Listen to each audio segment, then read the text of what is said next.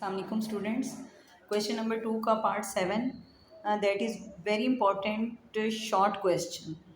According to board point of view 64 whole की power minus 2/3 divide 9 whole की power minus 3/2. सबसे पहले ये divide की साइन हमें शो करे जिसका मतलब है कि हमने इसको फ्रैक्शन फॉर्म में राइट करना है। हम लिखेंगे 64 होल की पावर माइनस 2/3 ओवर 9 होल की पावर माइनस 3/2। ये इसका ये प्रोसेस कंप्लीट हो गया। अब यहाँ पर सबसे नेक्स्ट टाइम सेकेंडली ये है कि यहाँ पर आपके पास एक्सपोनेंशियल पावर नेगेटिव है। नेगेटिव को पॉजिटिव में चेंज करने के लिए हम क्या करते हैं, ये वैल्यू को इन्वर्स कर देते हैं।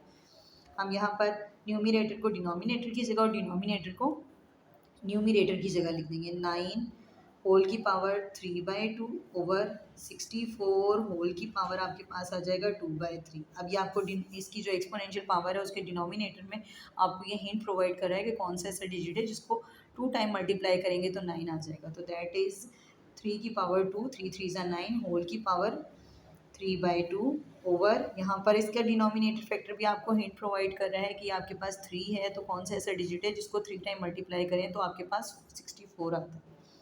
4 की पावर 3 होल की पावर 2/3, 3 3 से कैंसिल हो जाएगा, 2 2 से कैंसिल, आपके पास रिमेनिंग आ जाएगा 3 की पावर 3 ओवर 4 की पावर 2। 3 को 3 टाइम मल्टीप्लाई कर दें, 3 3 ज़ा 9, 9 3 ज़ा 27 ओवर 4 4 ज़ा 16। ये इसका आंसर आता है। होपफुली आपको समझ में आया होगा। इसको ओवरव्यू कर लें और कंप्लीट व्यू कर लें।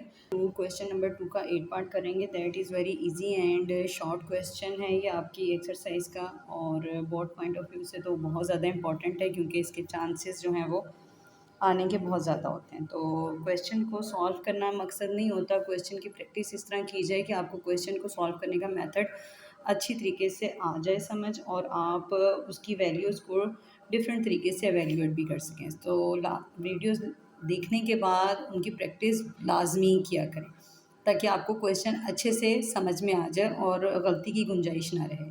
क्वेश्चन स्टार्ट करते हैं। अब सबसे पहले इसमें देखें बेस वैल्यू 3 और यहाँ पर भी 3 है, यहाँ पर भी 9 है और यहाँ पर भी 9 है।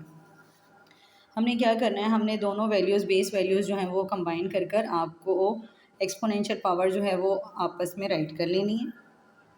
जैसे कि 3 की पावर n और ये वाली वैल्यू ऊपर जाएगी तो ये प्लस n है तो यहाँ पर जाके माइनस n हो जाएगा। ये +1 है, ऊपर जाके माइनस +1 हो जाएगा। मल्टीप्लाई 9 n+1 न्यूमिनेटर की वैल्यू है और ये +n है तो ऊपर जाके -n हो जाएगा। ये -1 है तो ऊपर जाके +1 हो जाएगा। अब सिंपल +n -n से कैंसिल हो जाएगा, +n -n से कैंसिल हो जाएगा। रिमेनिंग आपके पास बचेगा 3 की पावर 1 मल्टीप्लाई 9 की पावर 1 + 1 2 हो जाता है।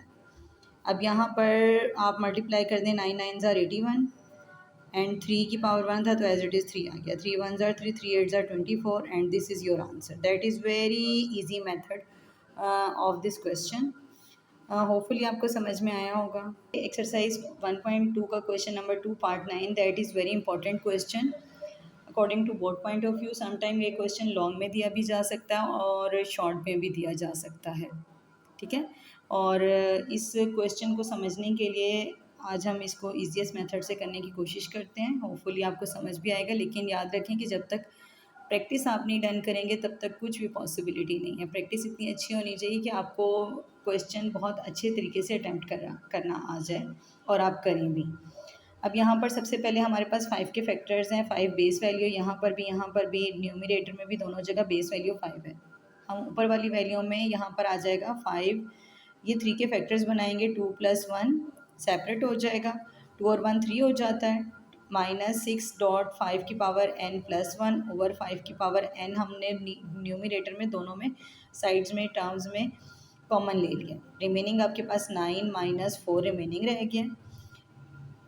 ऊपर वाली वैल्यू में हमने, क्योंकि यहाँ पर 5 n+1 फैक्टर बन रहा था, इसीलिए हमने यहाँ पर n+1.5 की पावर 2 सेपरेट कर दिया, और यहाँ पर 9 में से 4 को सेपरेट करेंगे तो 5 आ जाएगा। अब ऊपर न्यूमिनेटर में आपके पास 5n+1 कॉमन आ जाता है।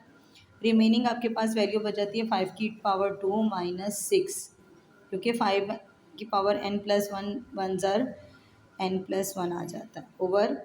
अब रिमेनिंग आपके पास बचा है 5 की पावर n × 5। अब ये आपको हिंट कर रहा है कि इसके इक्वलाइज़ करो इसको।